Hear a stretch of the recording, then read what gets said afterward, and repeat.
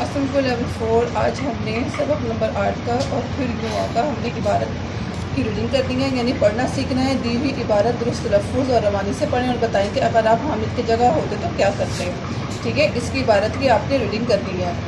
छुट्टी के दिन हामिद अपने दोस्तों के साथ बाग में गया। बाग में जामन के बहुत से दरख्त हैं।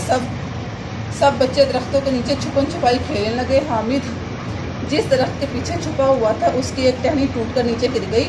टहनी के साथ बहुत से जामन लगे हुए थे। जामन देखते ही हामिद के मुंह में पानी भर आया। उससे जब्त न हो सका और उसने बिला इजाज़त 2 जामन तोड़कर खा लिए। हामिद को जामन खाते देखकर सब दोस्त उसके पास आ गए और बोले, हामिद ये तुमने क्या किया?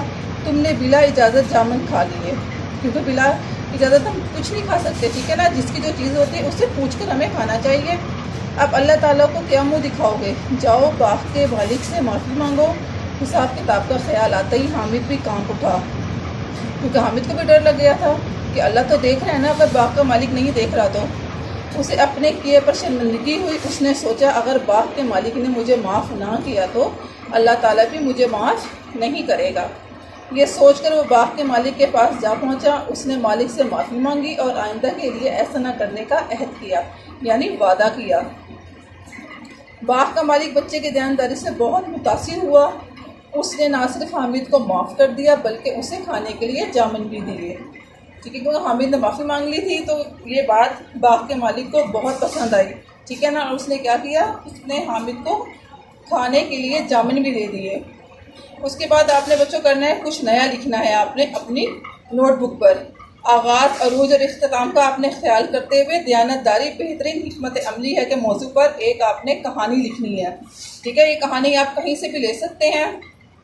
इसका आगाज़ अच्छा होना चाहिए, ठीक है, और इसका इख्तिताम कहानी का बहुत बेहतरीन होना चाहिए। ये आप नेट से भी ले सकते हैं, आप अपने किसी बड़े से भी पूछकर ये कहानी लिख सकते हैं। यानी दयानतदारी के ऊपर आपने एक कहानी लिखनी है और बहुत अच्छे तरीके से आपने कॉपी को रेडी करना है, फिर ये कहानी को कंप्लीट करके आना है। ये मैंने आपका चेक करना है।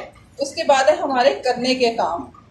आपने नेक्स्ट क्या करनी है, सरगर्मी अमानतदारी आला अखलाकी सिफ़त है के मौजू पर एक तकरीर आप तैयार करोगे और तकरीर आपकी इतनी अच्छी होनी चाहिए कि आपने क्लास में आपने प्रेजेंट करनी है।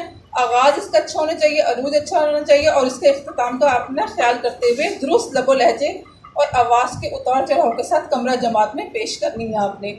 ठीक है ना, जब आप स्कूल आओगे तो मैं आपसे ये तकरीर सुनूंगी 1 बाय 1 सबसे और आपने बहुत अच्छे से इसकी तैयारी करके आनी है। उसके बाद है अपने स्कूल या मोहल्ले की लाइब्रेरी से इखलाकी कहानियों की किताब हासिल करके इसमें से अपनी पसंद की कोई कहानी पढ़ें। ठीक है ना, आपने कहीं से भी ले लेनी है, यानी मोहल्ले की लाइब्रेरी से या किसी भी आपने बुक शॉप से। ये दयानतदारी के ऊपर आपने ये कहानी पढ़नी है। बाद ही ऐसा कहानी कमरा जमात में सुनाएं और अपनी पसंद की वजह भी बताएंगे आप। ठीक है ना, जब आप स्कूल आएंगे तो आपने क्या करना है कि आपको कहानी याद होनी चाहिए। इखलाकी कहानी में से कोई एक कहानी आपको आनी चाहिए जो आप अपने जमात के साथियों को सुना सकें और अपने टीचर को सुना सकें, और ये आपसे सुनी भी जाएगी। आपने बहुत अच्छे से इसकी तैयारी करके आनी है।